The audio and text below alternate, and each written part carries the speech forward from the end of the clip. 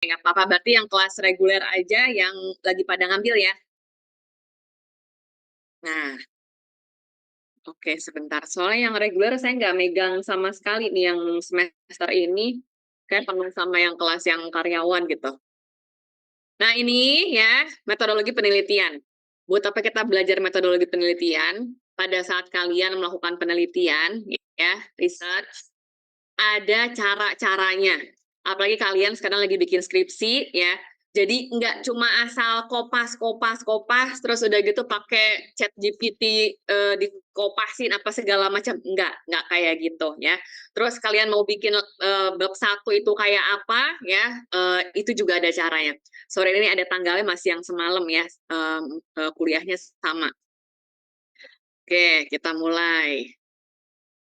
Nah, sebelum masuk ke bagaimana metodenya ya, bagaimana kita apa namanya membuat satu penelitian, research ya atau karya ilmiah, yang perlu kita perhatikan itu sebenarnya adalah kita cari dulu permasalahannya ya.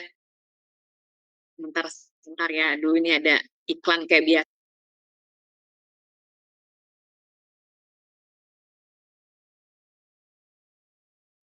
Maaf ya. Oke, lanjut. Jadi ya di eh, kelas apa namanya metodologi ini sebentar. Ini mungkin yang belum pernah sama saya ya. Jadi kita ada 14 kali ya, sama ya semuanya. Jadi maksimum itu absen 3 kali. Jadi saya minta kalau memang kalian ada absen tidak bisa mengikuti kuliah, minimal ya sebelum kuliah berlangsung diinfo ya.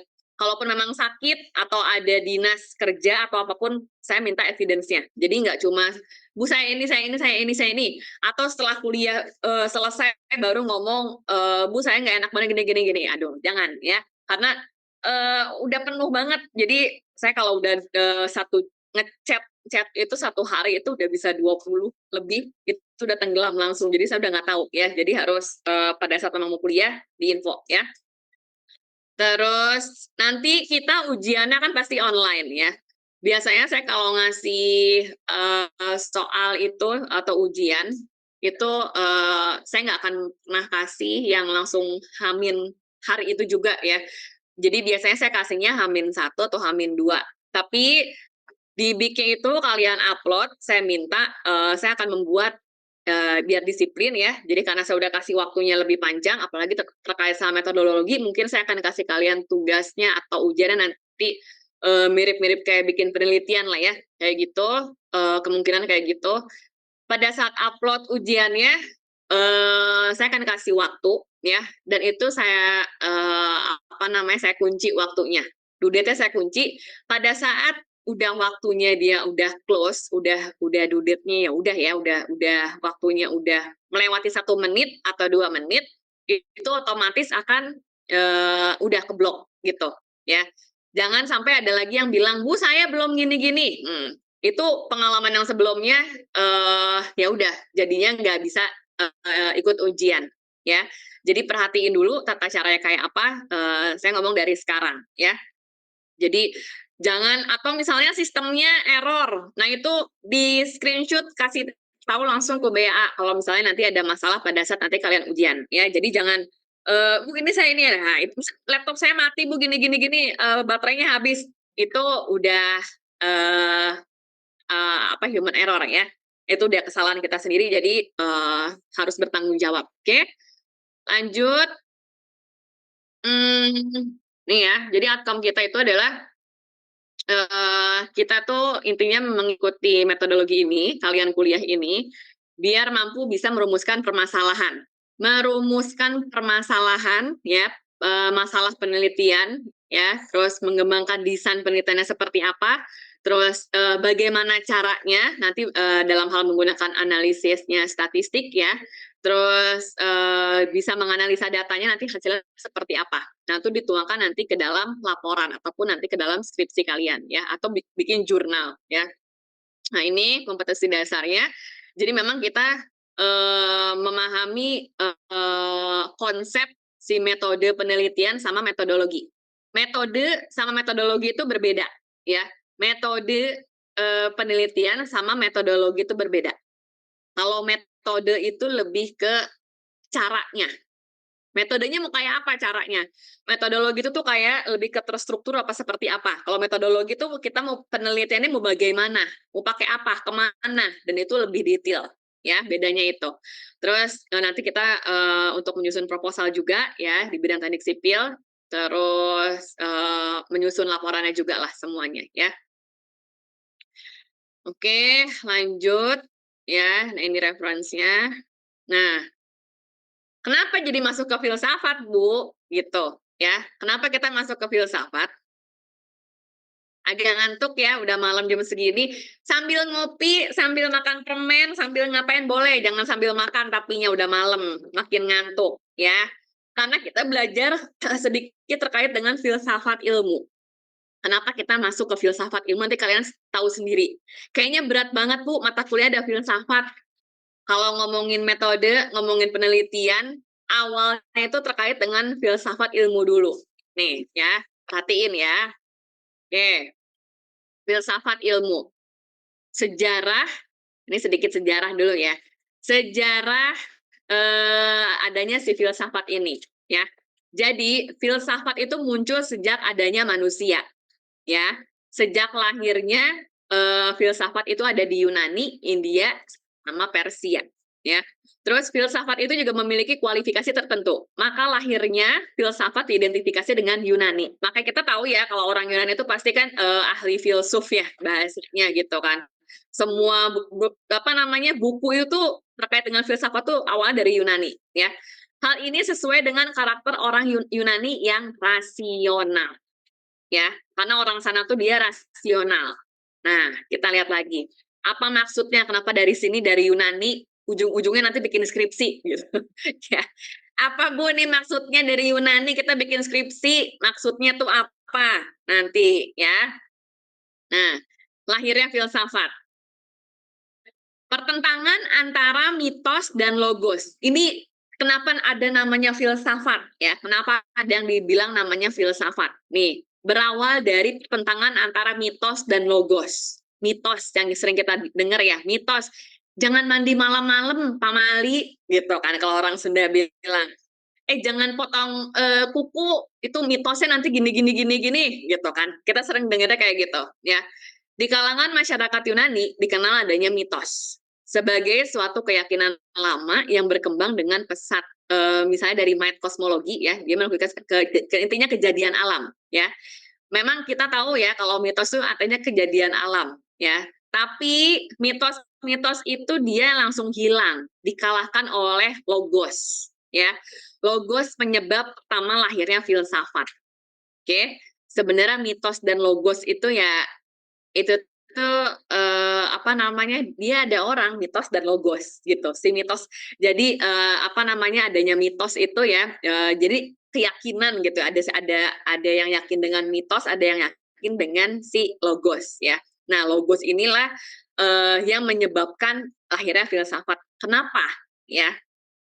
Kedua, rasa ingin tahu ya. Karena mitos itu sifatnya dia dongeng. Yang tadi saya bilang, jangan mandi malam-malam, Pak Mali. Gitu kan. Kata orang tua bilang nggak boleh gini-gini-gini. Jangan duduk di depan pintu, nanti nggak ada jodohnya. Katanya gitu. Jodohnya nanti nggak ngelewat. Katanya gitu. Ya. Nah, artinya kan itu cuma dongeng belaka. Nah, orang-orang di sana itu, si Yunani itu, dia karena dia rasional berpikirnya, ya, dia mencari jawaban yang yang tadi yang sifatnya benar atau enggak gitu. Karena dia rasional, karena dia pengen tahu benar nggak sih kalau kita duduk depan pintu nggak dapat jodoh gitu kan. Berarti ya siapa tahu dapat duduk di depan pintu tiba-tiba jodohnya ngelewat depan rumah kan nggak bisa jadi kan artinya kan mitosnya bisa dikalahin ya. Siapa tahu tetangga lewat tiba-tiba kiu kiu gitu kan. Nah itu ya artinya mitosnya itu cuma mitos ya. Oke lanjut ya. Nah untuk mencari jawaban yang logis ya jadi keinginan tahuan itu tuh mereka tuh terhadap alam semesta ya. Nah berawal dari situ. Terus, nah, manusia memiliki kelebihan dibandingkan makhluk lain adalah akalnya. Ya, kita memang punya akal ya. Yang kita lebih itu adalah kita punya akal. Oke, yang pertama, kita punya rasa ingin tahu, makanya kita bertanya, ya. Terus melalui rasio, maka manusia memberikan jawaban terhadap aneka pertanyaan, ya. Intinya kita yang nanya, kita juga yang jawab, iya nggak? Kenapa dia gini? Oh, karena dia begini, gitu. Ini saya kasih contohnya, kasih yang ini kali ya, yang hari-hari kalian ya, gitu kan. Kenapa sih dia kayak gini? Oh, kayaknya dia gini deh, gitu kan. Artinya kan kita pengen tahu, misalnya dari seseorang ataupun memang hal-hal lah yang kita pertanyakan, kan kita juga akhirnya mencari tahu sendiri, intinya itu, ya. Sejak kapan lahirnya ilmu pengetahuan? Manusia adalah makhluk ciptaan Tuhan, ya. Dengan akalnya manusia mempunyai berpikir, mampu berpikir, ya, untuk memperoleh pengetahuan. Pengetahuan manusia memiliki ilmu. Dengan ilmu, manusia mampu berpikir rasional, logis, dan sistematis, ya. Kalau ngantuk makan permen atau itu ya, ngopi. Lanjut. Nah, ilmu pengetahuan.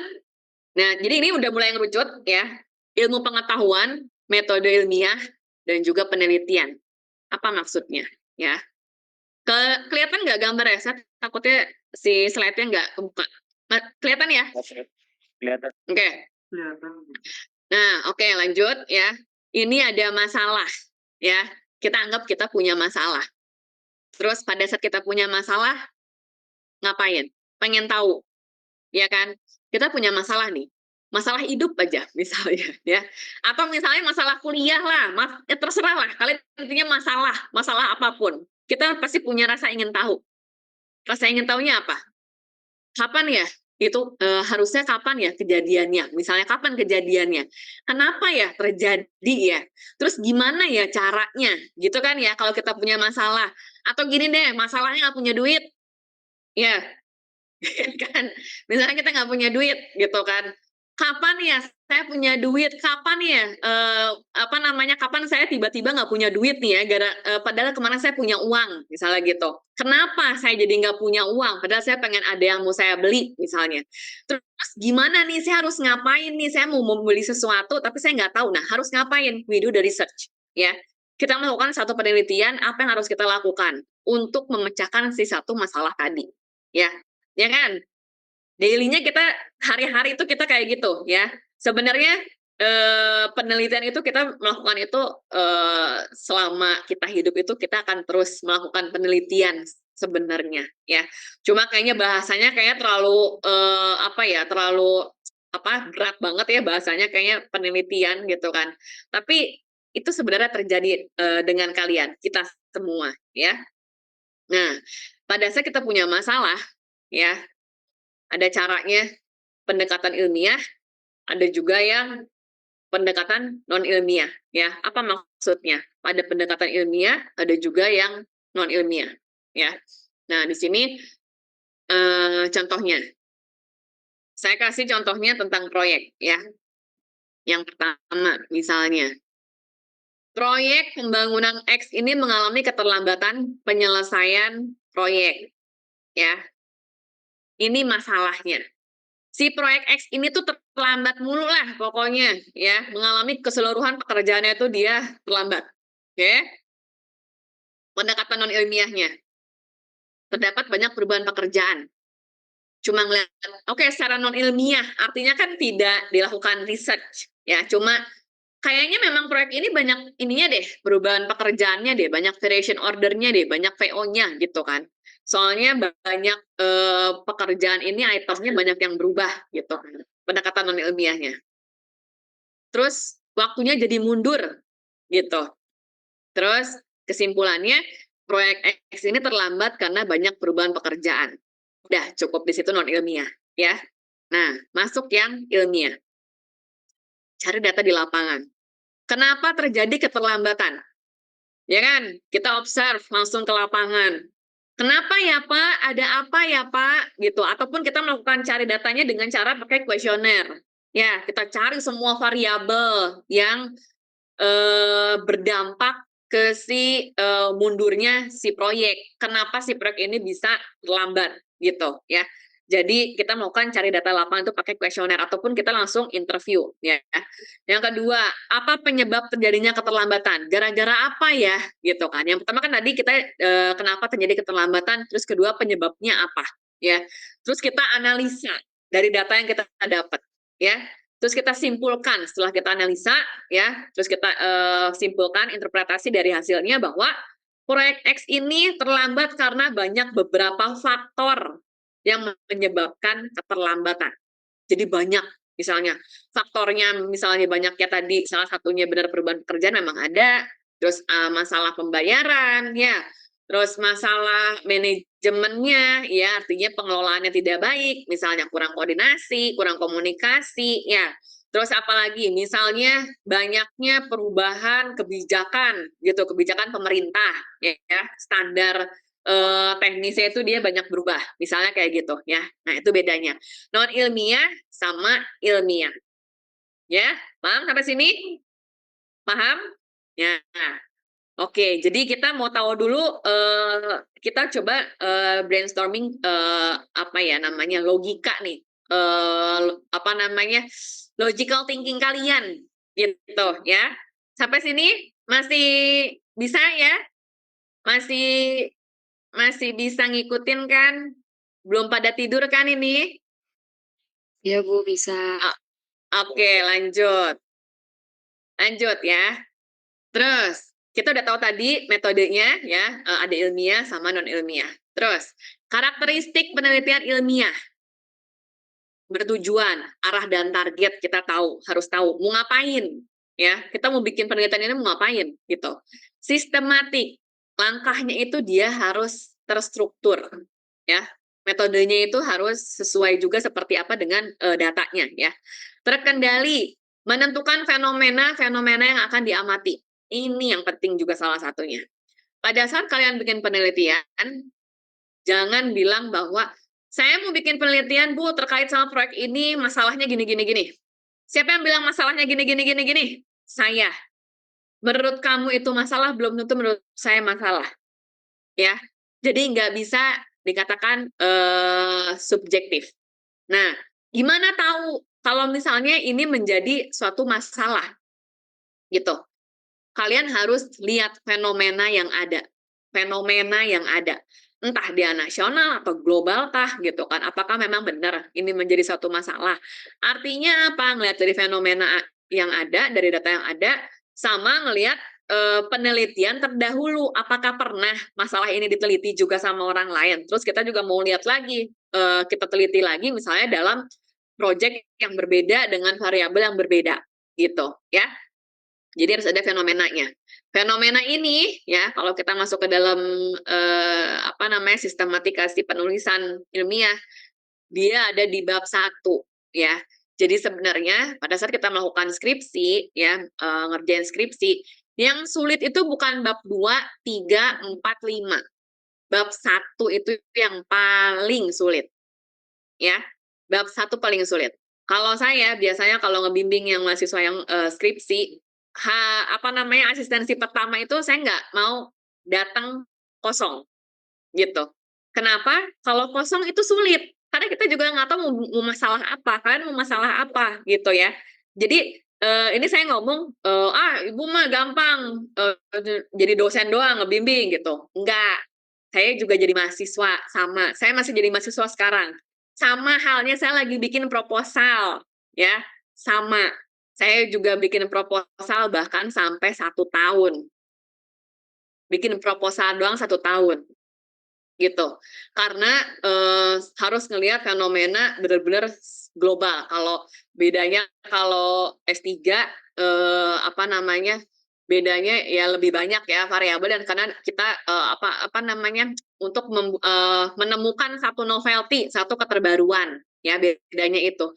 Biarpun keterbaruan tetap aja kita carinya penelitian terdahulu. Jadi nggak bisa dibilang menurut saya, nggak bisa. Itu kita tetap harus lihat lagi fenomena yang adanya itu bagaimana di lapangan ya. Oke, terus ada objektif, ya, objektif yang tadi saya bilang, nggak boleh bilang kata saya.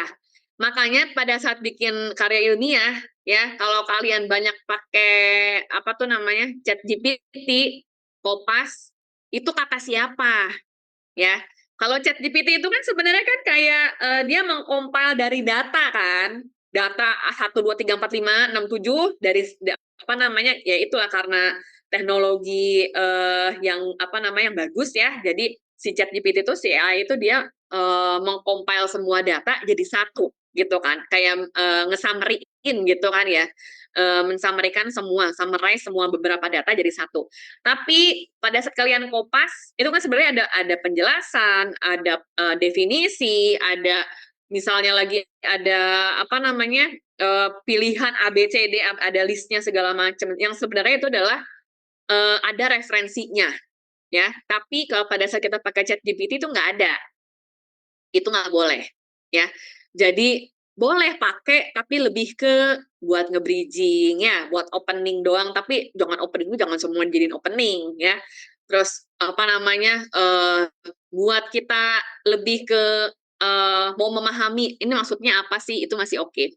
Memahami oke di situ biar tahu langsung ya, tapi untuk mencari si penjelasan itu kalian harus ada dasarnya. Dasarnya dari mana? Dibaca ya.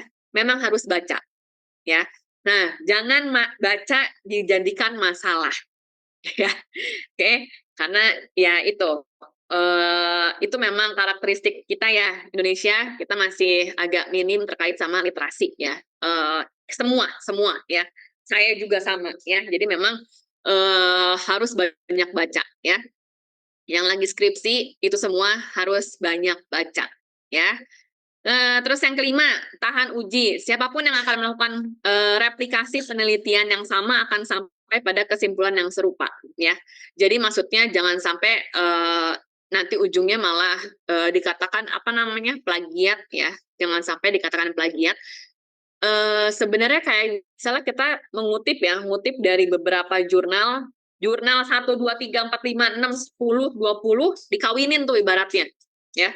Kalau kita researcher itu biasanya istilahnya tuh kayak ngawinin jurnal, ngawinin penelitian, gitu. Tapi artinya bukan kalian satu ketipik dijadiin punya kita, itu namanya plagiat, ya. Kalau kalian ambil satu jurnal, 2, 3, 10, ambil jadi satu, dapat masalahnya di situ, ya, gitu caranya, cara bacanya. Itu nggak akan jadiin plagiat, karena kan kalian juga ngutipnya ada kutipannya, siapa, tahun berapa, ya kan? Itu nggak masalah. Yang dibilang plagiat tuh benar-benar satu, plek ketiplek, kopas, sama titik koma, itu baru namanya plagiat. Karena hati-hati, plagiat itu juga sekarang kan ada alatnya, ya, jadi bisa kedetek. Saya lupa namanya apa ya. Kalau di kampus lain itu dia udah pada saat ada mahasiswa udah melakukan research ya atau penelitian itu pasti langsung dites, langsung dicek apakah ya apa namanya benar memang meneliti sendiri ataupun dia plagiat dari penelitian orang lain ya kayak gitu karena nanti bawa nama kampus ya. Oke, lanjut ciri-ciri karya tulis ilmiah. Oke, yang pertama mengungkapkan masalah dan pemecahannya secara ilmiah, ya. Pikirnya nih, pola pikirnya logis, fakta terpercaya, serta analisis yang objektif, ya. Mengungkapkan masalah dan pemecahannya secara ilmiah, ya. Artinya masalah ini itu kita udah tahu nih. Balik lagi memang pikir logis ya, logical thinking kita tuh seperti apa ya. Terus datanya juga dia harus terpercaya ya, dan juga analisis itu objektif yang tadi saya bilang. Nggak boleh kata saya. Kalau menurut saya ini masalah banget Bu gitu. Enggak, buat saya itu bukan masalah gitu kan. Kayak gitu ya. Itu nggak bisa ya, nggak boleh.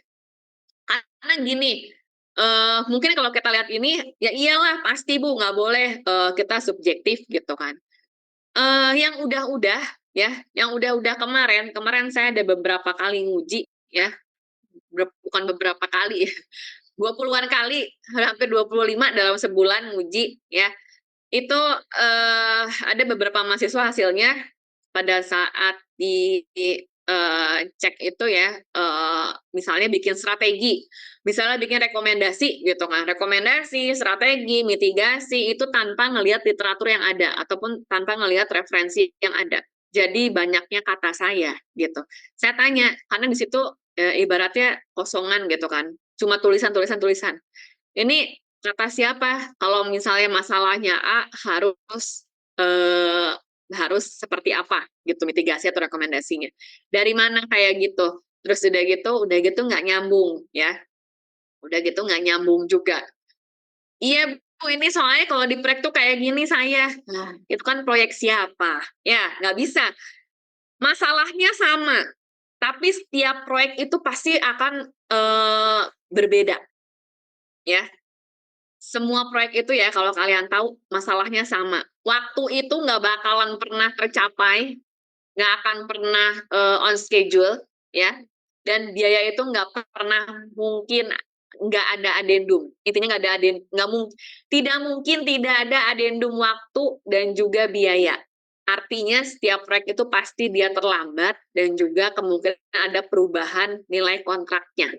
Ya, itu pasti. Ya, tapi isinya dan masalahnya sebenarnya sama. Kalau kita ngelihat secara non ilmiah, mau proyeknya dia konvensional, kalian udah pernah belajar ya konvensional design and build EPC, masih bingung kah? Udah ngambil MK? Yang reguler udah pada paham nggak? Ada proyek namanya konvensional, ada design and build, ada EPC gitu. Kalau mungkin teman-teman yang kelas kakak udah ini ya harusnya udah paham ya. Nah kalau yang reguler nggak apa-apa, tanya langsung, Bu, saya belum pernah tahu maksudnya apa. Ada yang udah tahu belum atau ada yang masih nggak tahu? Nanti daripada nggak paham nih. Ada yang nggak ngerti, nggak apa-apa, jangan malu-malu, nggak boleh malu-malu. Kalau malu-malu nanti malah nggak ngerti. Besok masuk ke proyek pas kerja, mbaknya, masnya, tahu nggak proyek EPC? Gitu kan. Lagi interview yang ada nanti nggak dapat gitu. Kamu nggak ngerti lulusan mana gitu kan. Nah, jangan gitu. Jadi nggak usah malu-malu ya. Saya lebih senang, Bu, saya nggak ngerti itu maksudnya apa. Paham atau enggak? Ada konvensional, design and build, sama EPC. Paham nggak? Belum paham, Bu. Nah, Belum, Bu. oke. Belum, Bu. Ya, nggak paham. Nah, bilang nggak paham. Ibu saya nggak ngerti itu apa, ya. Karena kalian harus tahu. Sorry, ini berarti semester berapa? Kalian? 8 ya? 7, Bu. Oke. Setiawan 5. Yang 7 siapa? Oh, Viana 7 ya? Teman-teman yang di sini yang reguler 7 semua? Iya, Bu. Iya, Bu. Oh, 7 semua. Oke. Oh, berarti udah ngambil skripsi di semester 7? Iya? Oh, mantap, Saya mantap. Bu. Oh, baru kamu doang? Atau semuanya? Beberapa doang sih, Bu. Oh, oke. Oke. Ya. Jadi ya, ini biar kalian tahu ya. Jadi besok ngerjain skripsi tapi nggak tahu jenis proyek, jangan ya. Saya kasih tahu nih ya, biar kita ngomongin method, saya nggak apa-apa nih. Masuk ke proyeknya, biar paham juga. Nih ya, jenis proyek itu ada 3 macam. Ada konvensional, ada design and build, ada yang namanya EPC. Ya. Kalau namanya dia konvensional, artinya ya owner itu dia melakukan desain, melakukan engineering, ya. Artinya apa? Kontraktor itu dia hanya pelaksana, ya. Hanya melaksanakan. Oh ya udah, mana DED-nya? DED tahu kan? Detail engineering design. Atau apalagi bahasanya RTA, ya. Rencana teknik apa? Akhir, ya. Atau apalagi namanya for construction drawing, ya. Intinya adalah detail yang udah fix lah gitu ya namanya. Nah, si kontraktor itu dia hanya melakukan pelaksana, artinya dia hanya ya kontraktor construction only, ya, only. Pada saat di lapangannya itu ada perubahan desain, yang dimana desainnya itu adalah desainnya punya owner, artinya kontraktor ada hak buat nambah biaya ataupun waktu yang memang terdampak, ya. Itu yang pertama, konvensional ataupun namanya tradisional, ya. Yang kedua, pernah dengar proyek design and build. Proyek design and build. Apa maksudnya proyek design and build? Ya. Nah, kalau konvensional itu si owner yang melakukan desain, kalau design and build, kontraktor yang melakukan desain dan juga nge-build. Artinya dia ngedesain iya, merencanakan iya, dan melakukan konstruksi juga iya. Ya. Nah, owner ngapain Bu kalau gitu? Bukan berarti dia nggak ada kewajiban, ya. Pada saat proyeknya itu dia design and build, ya, owner itu dia melakukan namanya basic design. Sebenarnya semua namanya proyek itu kan ada tahapannya ya. Tahapannya dari mulai konseptual, inisiasi kan artinya bikin basic design ya di awal. Namanya basic design tuh jadi kayak cuman saya mau bikin hotel 10 lantai gitu doang. Tapi detailnya nggak ada. Mau pakai keramiknya mau kayak apa ya. Terus mau pakai nanti nanti liftnya mau kayak apa, belum ada. Pokoknya saya mau bikin hotel 10 lantai. Bagus, mau bintang 5 kayak gitu. Kayak gitu aja. Artinya kan udah tahu, oke 10 lantai di daerah sini kira-kira sekian. Cuma kita ngelihatnya adalah lebih ke luasannya dikali sama harga satuan pada saat itu doang. Tapi belum ada detailnya, belum, ya. Itu namanya basic design. Ya. Basic design itu nama istilahnya lagi namanya FEED ya, front end engineering design atau namanya basic design. Nah, itu dikeluarkan oleh owner. Basic design tadi ya, itu dasar buat kontraktor mendetail, mendevelop si desainnya. Nah, mendevelop desain tadi itu adalah yang keluaran tadi DED. Bikin DED, ya jadi DED, terus ataupun for construction drawing. Nah, kontraktor itu kewajibannya dia untuk desain dan juga konstruksi, ya. Biasanya desain and build tuh bikin tol, ya. Jalan tol, itu kan si kontraktor tuh yang ngedesain. Orang lurus doang, Bu, ya memang iya lurus doang, ya kan? Lurus doang 50 kilo gitu kan. Tapi kan dia mendesain gimana pondasinya, ya. Dia bagaimana, apakah dia add grab, ya kan? Atau pakai pondasinya bukan timbunan nih, Bu, karena dia daerahnya dia di rawa misalnya. Harus pakai sheet pile misalnya kayak gitu ya, macam-macam itu kan desain ya, bukan artinya jalan jadi lucu-lucu gitu kan, enggak ya, lurus doang memang. Itu namanya design and build ya. Jadi itu kewajibannya kontraktor itu dia melakukan desain dan juga konstruksinya, pelaksana. Yang ketiga EPC, engineering, procurement, and construction ya. Engineering, procurement, dan construction, dan konstruksi. Kalau tadi design and build, kalau ini apa bedanya, Bu? Engineering kan desain ya. Engineering cuma ada procurement-nya bedanya. Di sini construction itu kan build, sama. Bedanya procurement. Emangnya kalau design and build nggak pakai procurement gitu kan? Pakai juga. Cuman bedanya kalau proyek EPC ya, yang membedakan procurement itu dia lebih besar. I-nya di depan, P baru C. Konstruksinya kecil.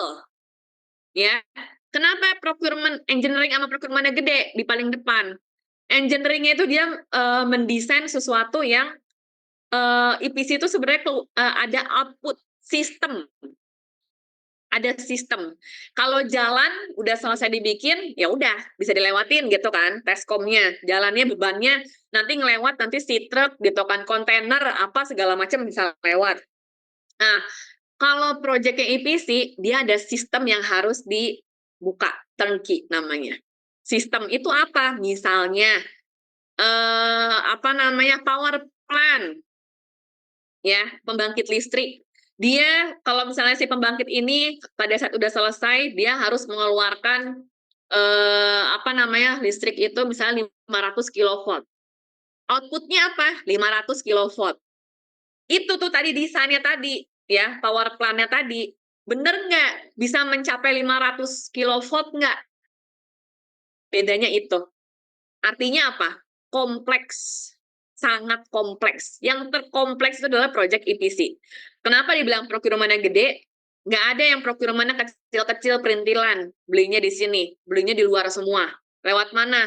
Ada yang lewat udara, banyaknya lewat marine, lewat laut. Ya, kebayangkan tuh kalau kalian lihat tuh pembangkit apalagi tuh ya, apa sih kayak misalnya minyak ya, oil and gas, bikin rig di tengah laut, ya.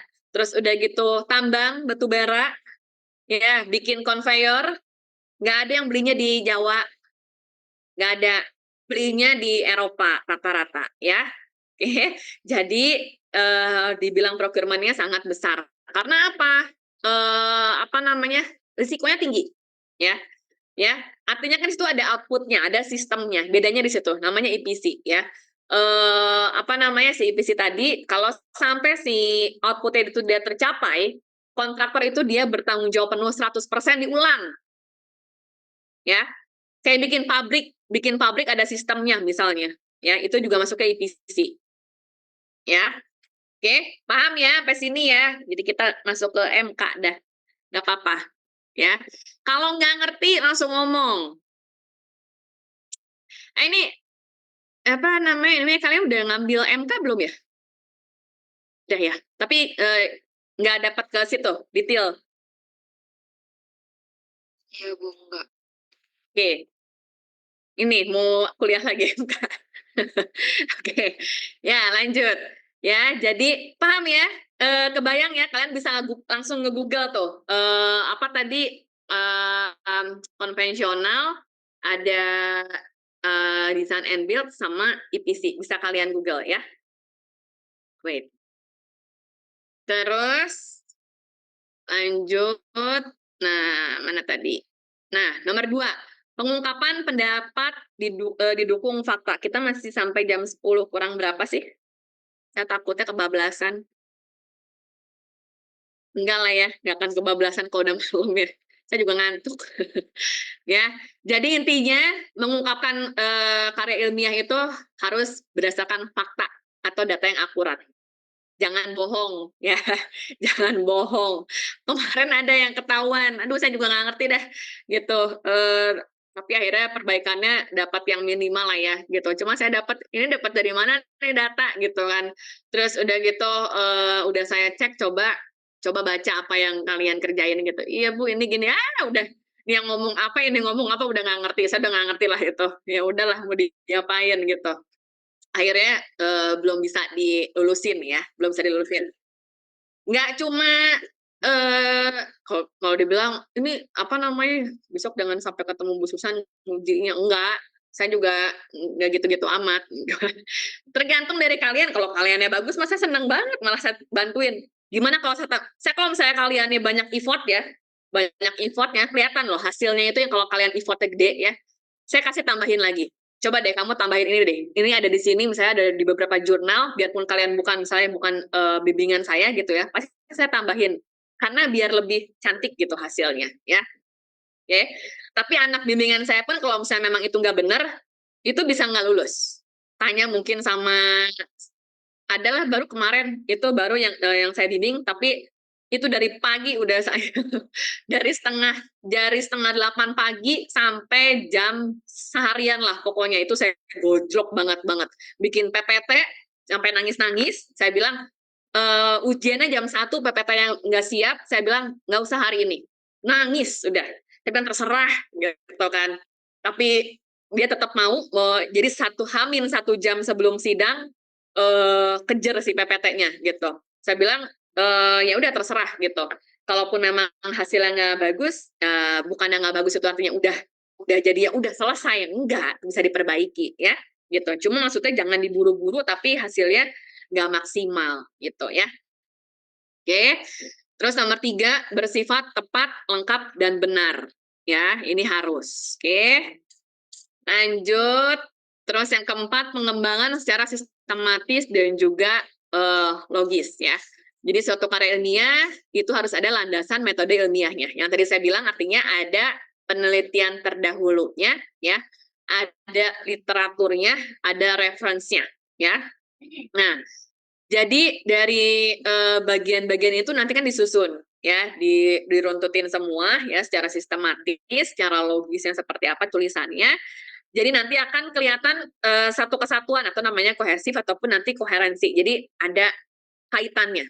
Pada saat kalian bikin rumusan masalah, tujuan penelitian, ya, rumusan masalah dan tujuan penelitian itu antara poin 1, 2, 3, analisisnya itu harus saling kohesif dan koherensi nanti pada saat hasil kesimpulannya itu bisa menjawab satu judul kalian. Ya, jangan nanti judulnya apa, yang kelihatan itu nanti kesimpulan sebenarnya, ya. Judulnya apa? Nanti pada saat di kesimpulan ngomongnya 1, 2, 3 itu udah nggak nyambung. Yang satu bahas apa, 2 ini, 3 ini, coba kalian baca lagi. Jadi kalian tuh kayak yang tadi ya, kayak orang Yunani. Kalian nanya, kalian jawab sendiri. Ya, memang gitu. Kalau saya biasanya kalau saya ini tuh saya kalau misalnya ada yang mau saya ujian ya misalnya ataupun ada yang ataupun kalau di proyek itu saya mau presentasi gitu kan, hasil yang saya punya, saya tanya, "Bentar kalau ini ada yang nanya ini, saya jawabnya apa ya?" Gitu. Kalau ada yang ini saya dapat dari mana ya? Tunggu ini maksudnya apa ya? Gitu loh. Ya kan? Kalian cari tahu sedetail mungkin, dikorek mungkin, ya. Gitu. Bukan hal yang kayak gini bukan cuma pada saat kalian kuliah aja. Besok kerja tuh akan lebih parah, ya. Kalau ini kan kalian nyiapin nyiapin dari jauh-jauh hari. Besok kerja ya, hamil 5 menit misalnya. Kamu udah siap belum PPT-nya? Nanti kita meeting ya sama klien. Terus saya belum siap, Pak, kan saya juga belum baca gini-gini itu mah ditendang langsung ya. Nggak boleh. Jadi makanya harus siap dengan segala masalah yang ada, logiknya dimainin ya. Itu yang saya bilang, kalian bikin apapun itu kalian tanya sendiri, kalian jawab sendiri ya. Minimal pada saat kalian udah banyak baca ya, kalian ngejelasinnya lebih enak. Jadi kayak diskusi. Ya, lebih enak kalau kayak gitu ya. Jadi udah takut duluan, aduh nanti tanyanya apa ya gitu kan. Udah nggak takut, serius deh udah nggak takut. Dulu saya pernah kayak gitu juga, sama kayak mungkin kayak kalian yang namanya saya juga sama ya. Dari bawah dulu lah sama ya, dari S1 dulu gitu kan, dari SD, SMP, SMA ya kan.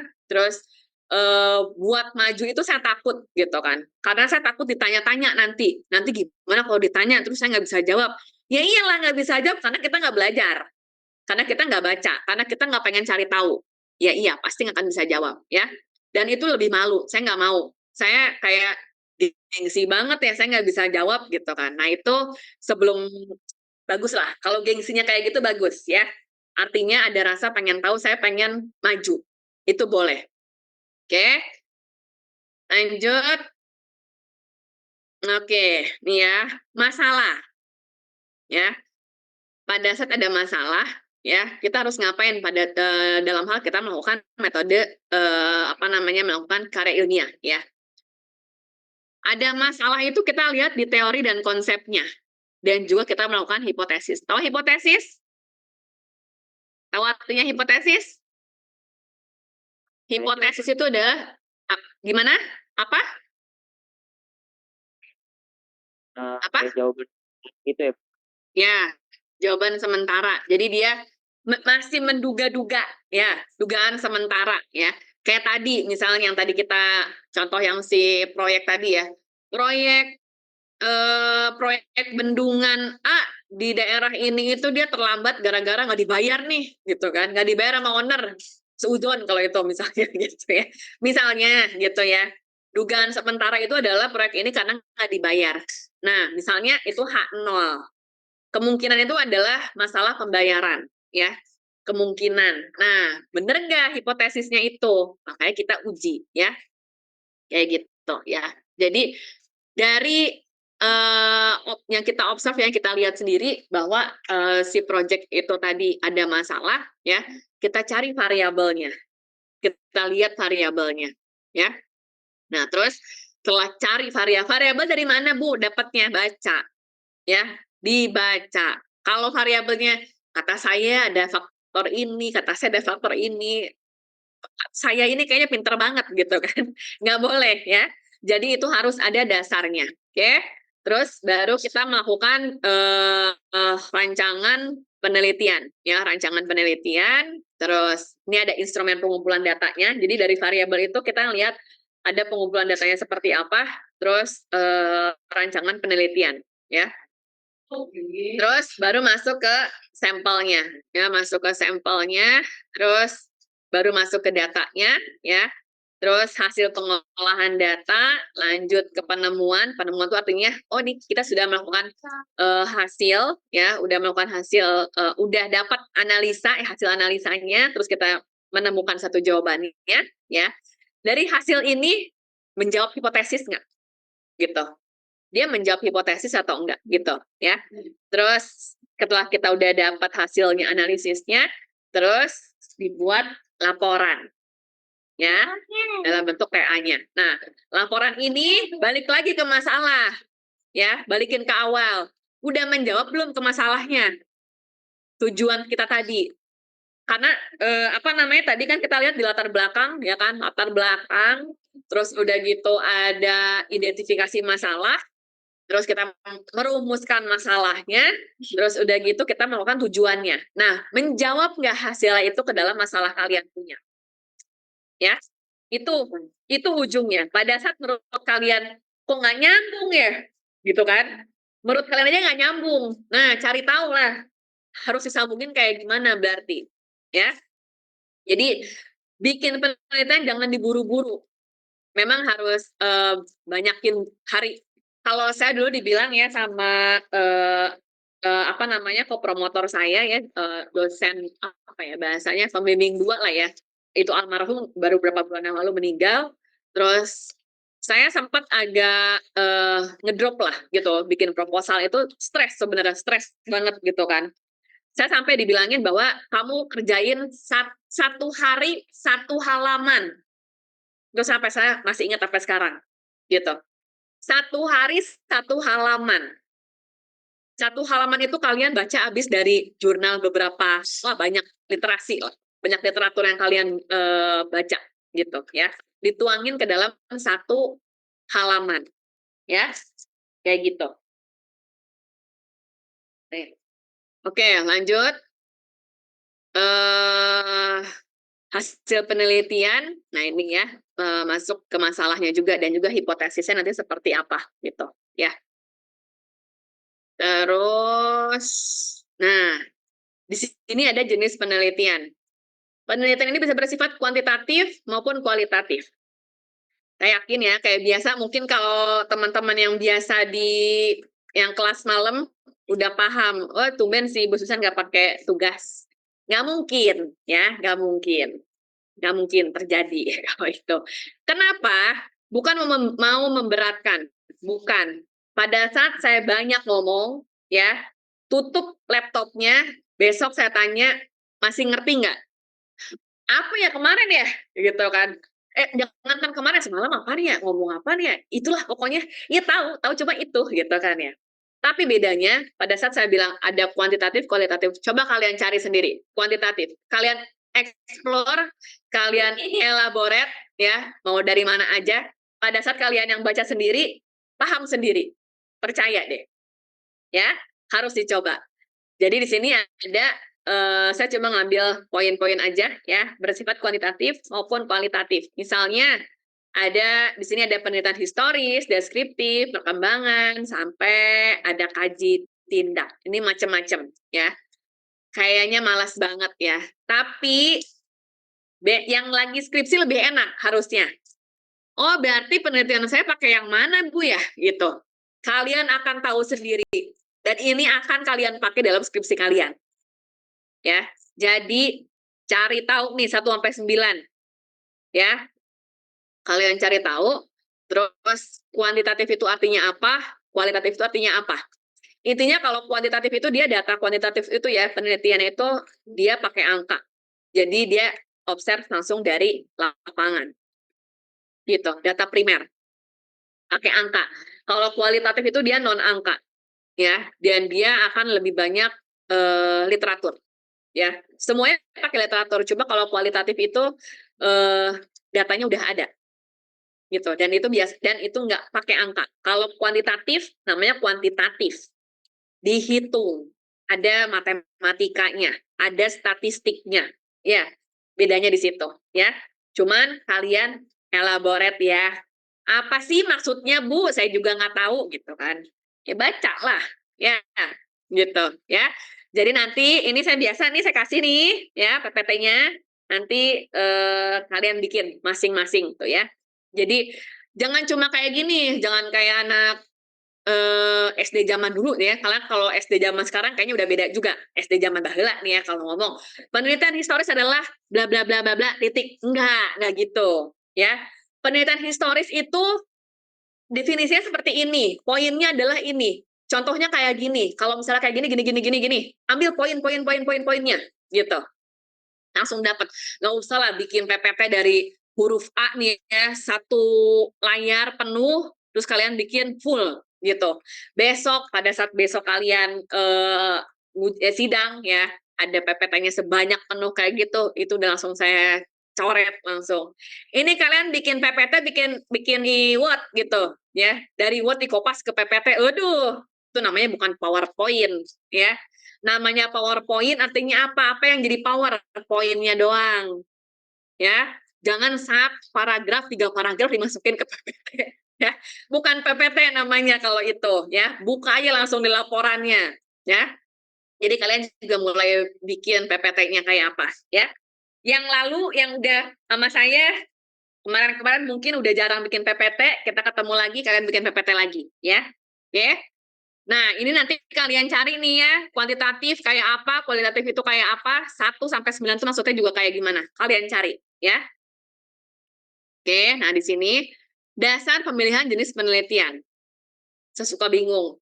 Saya mau pakai kuantitatif atau kualitatif ya, gitu. Ya, bedanya apa ya, gimana ya, harus ngeliatnya dari mana. Saya mau pakai data ini tuh mau kayak apa. Dilihat dari permasalahan kalian punya. Ya, yang pertama permasalahan dulu, seperti apa masalahnya, ya. Terus yang kedua, kesesuaian dengan kemampuan dan latar belakang. Latar belakang kalian kayak gimana? Masalahnya, ya balik lagi ke masalah. Ya, terus yang kedua, kesesuaian dan kemampuan mengumpulkan datanya. Kalau datanya memang gampang di lapangan, ya, ataupun datanya mau saya pakai kuesioner karena data aslinya nggak ada, jadi mau pakai kuesioner berarti kuantitatif, ya. Kalau datanya itu kualitatif, artinya datanya udah ada semua dari lapangan, mau kalian ya udah mau kalian korek dari situ, ya. Tapi bukan artinya kualitatif itu gampang, ya. Enggak. Kualitatif itu akan sebenarnya lebih kompleks karena kalian harus membandingkan dan menganalisa dari literatur enggak cuma 10, 20, 30, 40, 50. Ya, banyak. Karena kita ngebedah itu sebenarnya. Tapi apa namanya, itu sebenarnya itu ya, kualitatif itu tuh jadi kita ngebedah dari beberapa buku, dari beberapa penelitian sama hasil yang kita punya gitu. Kita analisa ya, gitu, oke. Kuantitatif gampang nggak Bu? Gitu kan, berarti gampang kuantitatif? Ya dibilang gampang, semua balik lagi kita mau atau enggak, ya. Kalau misalnya menurut saya kualitatif buat saya kayaknya gampang, enggak juga sih, ya. Saya aja sekarang pakainya kuantitatif, buat saya kuantitatif yang saya ini aja juga agak lumayan gitu kan, agak lumayan stres sebenarnya ya. Tapi ya udah risiko ya, pada saat kita bilang saya pengen maju, saya pengen sekolah, saya pengen punya ilmu yang baru, ya udah itu resiko apapun yang terjadi ya. Oke, dan ini kita sesuaikan juga waktu, tenaga, sama biaya ya. Nah, terus masalah penelitian. Pada dasarnya penelitian dilakukan dengan tujuan untuk mendapatkan data, ya, karena memang kita mau tahu datanya, ya, untuk memecahkan si masalah tadi, ya. Terus setiap penelitian yang akan dilakukan harus berawal dari masalah, balik lagi dari masalah, ya. Yang ketiga, memilih masalah penelitian sering merupakan hal yang paling sulit dalam proses penelitian. Ya, memang benar. Namanya kita mau nyari masalah aja kayaknya sulit banget ya. kita tuh mencari masalah gitu kan, senang banget dapat masalah ya. Tapi tanpa masalah kalian nggak pinter, ya. Aduh ini ininya ya, quotes-nya ya. Quotes dari saya adalah tanpa masalah itu kita nggak akan pinter, kita nggak akan bisa apa namanya ngadepin segala macam. Kita nggak akan tahu kita harus ngapain.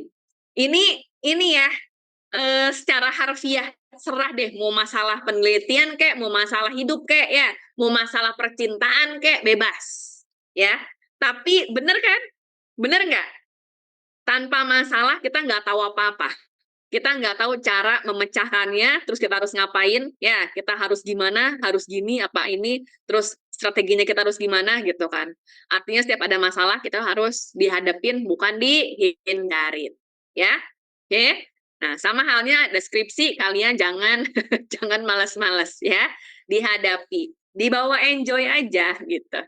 Ya, bisa aja Bu ngomong udah stres juga, saya juga stres tahu ya. Kan saya udah bilang, saya juga bikin proposal setahun. Ditambah lagi dosen pembimbing saya adalah Ibu Rektor.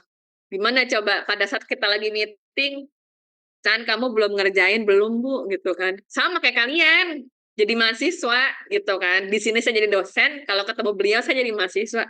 Kok belum dikerjain nih? Ya Bu, belum Bu, ini belum sempet gitu kan. Ya, jadi sama ya. Oke. Nah, apa itu masalah? Masalah pada penelitian. Nah, sekarang masuk ke dalam tugas. Tadi tugas yang pertama ya terkait sama jenis-jenis penelitian ya, gitu kan. Apa namanya penelitian ini gitu ya. Itu kalian cari nanti bikin PPT ya. Bikin PPT nanti kan saya kirim si ininya apa namanya materinya. Yang kedua ya, yang kedua dari awal tadi kita kuliah sampai sekarang kita ngomongin masalah. Secara logikanya iyalah Bu, paham masalah ya. Tapi ini yang harus kita korek pada saat kalian ngerjain skripsi. Apa itu masalah? Masalah pada penelitian itu apa? Maksudnya tuh apa? Ya, agak bingung kan? Nah, ini yang kalian cari ya. Tugasnya cuma ini doang loh. Artinya masalah sama masalah pada penelitian. Saya bikin tugas gampang, nggak bikin ngerjain beton, nggak ngerjain baja, ya, nggak ada hitung-hitungan, cuma logika. Nah, Bu, gimana caranya Bu hasilnya nanti ini pakai PPT atau pakai Word, pakai apa? Ya, gini caranya. Nah, baca. Ya, biar nggak bosen, ya, coba kita manfaatkan yang ada. Oke?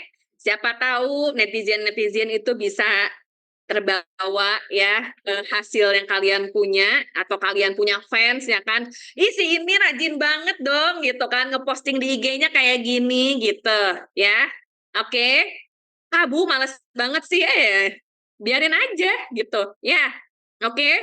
Jadi kalian bikin video, ini bukan yang pertama kok. Sebelum-sebelumnya udah pernah. Biasa kayak gini dan mereka lucu-lucu videonya bagus-bagus ya. Jadi benar-benar yang bikin apa namanya bikin videonya tuh yang apa ya video singkat ya nggak usah nyampe sejam lah, sejam juga saya nggak akan ngeliat udah males gitu kan, nggak usah bikin kayak gitu tapi kalian bikin yang singkat nggak 30 detik juga ya, intinya kalian bisa menyampaikan maksud dan tujuannya apa, orang bacanya oh maksudnya ini ya gitu ya. Jadi bikin sekreatif mungkin terserah lah mau bikinnya kayak apa bebas ya. Kalian upload di IG, jangan bilang Bu saya nggak punya IG. Kalian tahu yang semalam itu isinya bapak-bapak semua. Saya bilang, ini bapak-bapak, kalian mau di IG atau mau di TikTok? Saya bilang gitu, ya.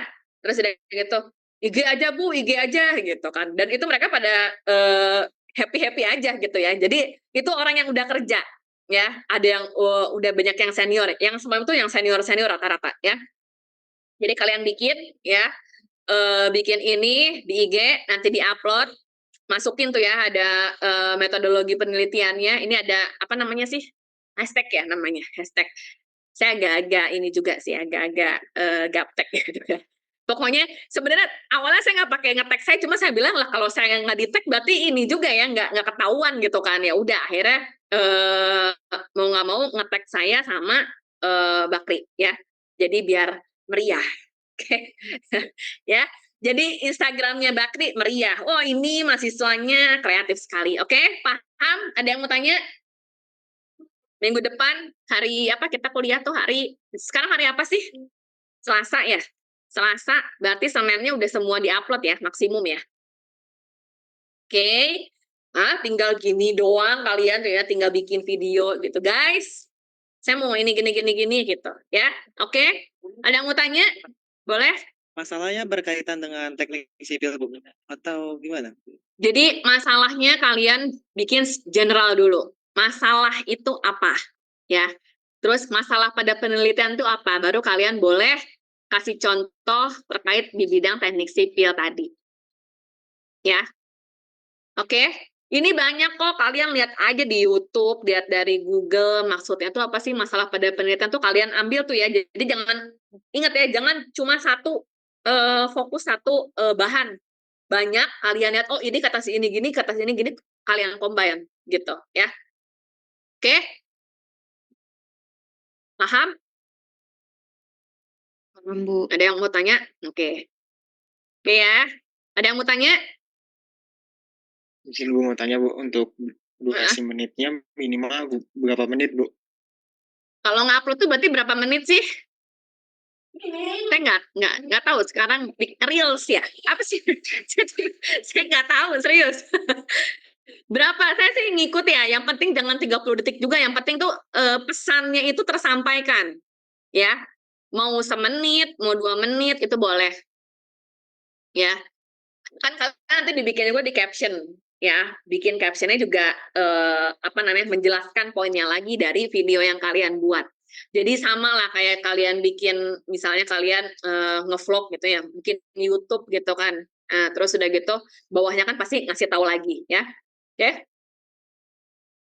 Siapa tahu jadi laku, jadi selebgram. Ya. Oke, ada yang mau tanya? Ada yang mau tanya? Paham tugasnya? Jangan lupa nih ya, yang pertama kan ini tadi ya. Ini bikin PPT. Kalau ini kan gampang ya kayaknya. Bikin langsung di PPT aja lah ini. Kuantitatif itu apa, kualitatif itu apa, terserah mau ceplok-ceplokin gitu kan. Masuk-masukin, yang penting paham ya. Masukin, terus udah gitu historis itu kayak apa, deskriptif itu kayak apa, penjelasan singkatnya, terus udah gitu contohnya. Nah, gitulah ya. Jangan yang saya bilang historis adalah ini udah cukup ya, udah itu mah. Atau saya tinggal masukin aja di sini, ini artinya ini artinya ini gitu. Tapi kan poinnya nggak dapat ya. Jadi kalian bikin. Oke? Ini bikin PPT-nya, ini bikin videonya. Ya. Ada yang mau tanya? Ibu jadi tanya. Boleh? Nah, untuk yang tugas pertama itu untuk sistem pengumpulannya seperti apa ya, Bu? Oke, satu kadang suka nggak keburu buka nggak keburu buka Big ya. Biasa pakai Drive aja kali ya. Ya, kita udah punya grup belum sih? Belum ya? Bikin grup dong. Sudah, Bu, sudah aku buatin. Udah aku Oh, buatin. ya. Iya, nanti aku Di-invite. share di Di-invite ya. Oh, boleh. Boleh. Ya, udah di-share ya. Nanti share ya. Oke. Nanti kalian bikin si drive-nya salah satu aja lah, nanti perwakilan bikinin drive-nya. Biasanya satu folder tugas satu ya, tugas satu masuk ke dalam situ ya. Kita masuk ke satu folder tugas satu, di situ ada masing-masing nama. Ya. Masing-masing namanya. Berarti namanya tadi kayak ini tugas yang ini PPT ya. Oke. Jadi nanti saya nilai yang PPT ini sama yang video kalian punya gitu. Ya, jadi tugas ini sangat bermanfaat buat nanti nambah nilai kalian ya. Oke. Lumayan lah. Berapa sih? 30% ya. 30% lumayan lah ya. bagus. Saya kalau kasih nilai, tahu lah ya. Kalau misalnya memang bagus, ya bagus. Kalau enggak, ya enggak. Ya, oke. Oke. Ada yang mau tanya? Silakan yang mau tanya. Bu, tugas yang video itu kita nggak jelasin masalahnya secara ngomong langsung di videoin atau running Iya, text? iya. Kalau running text kayaknya udah enak banget dong gitu. Kayak video langsung ngomong aja kali ya. Paling ditambah Ya. editing kan. Ya, ya. Kalaupun jadi ngomong langsung kalau running text kita diam aja kayaknya agak gimana, ataupun kalian ya sekarang kan udah banyak ya macam-macam ya. Kalau running text kayaknya nggak ada ininya, tapi ya minimal apa sih bahasanya tuh, kalau misalnya tetap ada suara kalian juga lah intinya yang ngomong gitulah ya. Saya nggak tahu namanya apaan kalau di video-video kayak gitulah ya. Dubbing.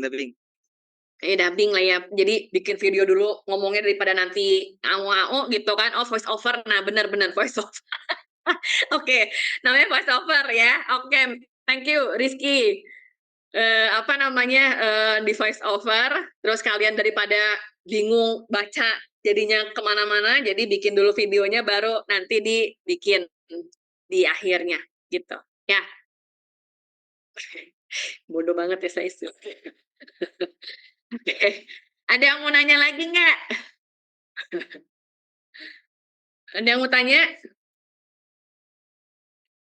Nama itu ya, suaranya kalian bikin ya, nggak usah dibikin pakai voice over yang kalau sekarang tuh ada suara-suara, bukan suara kita kan ya, kayak suara AI gitu, janganlah pakai suara kita aja biar lebih enak. Ya. Saya juga ngeliat itulah, suka ngeliatin lah. Terus, oke, ada yang mau tanya? Silakan kalau ada yang mau tanya. Sudah cukup? Gimana teman-teman? Ini sebenarnya sampai jam berapa sih? Jam 21.55, 10 menitan lagi. Silakan Sob kalau ada yang mau nanya. Ada yang mau nanya nggak? Udah pada bisa ya? Berarti ini saya langsung kasih PPT-nya ya. PPT-nya ke grup. Bisa di-invite nggak ya? Bentar deh, saya bentar. Susah udah aku invite, Bu. Oh, udah Yulia invite. Udah ya? Oke, thank you. Oh iya udah di-invite. Oke. Ya udah kalau gitu udah cukup? Cukup? Lumayan kan kasih waktu seminggu bisa bikin videonya bagus kan ya? Udah bagus lah ya. Hasilnya pasti jadi Senin udah pada masuk semua ya. Di drive sama di nanti drive-nya masukin ke description di grup aja ya. Jadi biar gampang kan nanti pasti akan ada lagi gitu. Ya. Jadi udah tinggal langsung di upload di situ, teman-teman udah bisa langsung lihat. Jadi hari Senin minggu depan itu udah pada masuk videonya, udah ngetek ya. Udah ngetek saya ya. Oke. Ya udah. Oke, kalau begitu ya, kalau udah nggak ada lagi yang nanya, bisa kita akhiri ya. Mungkin udah pada capek saya sih.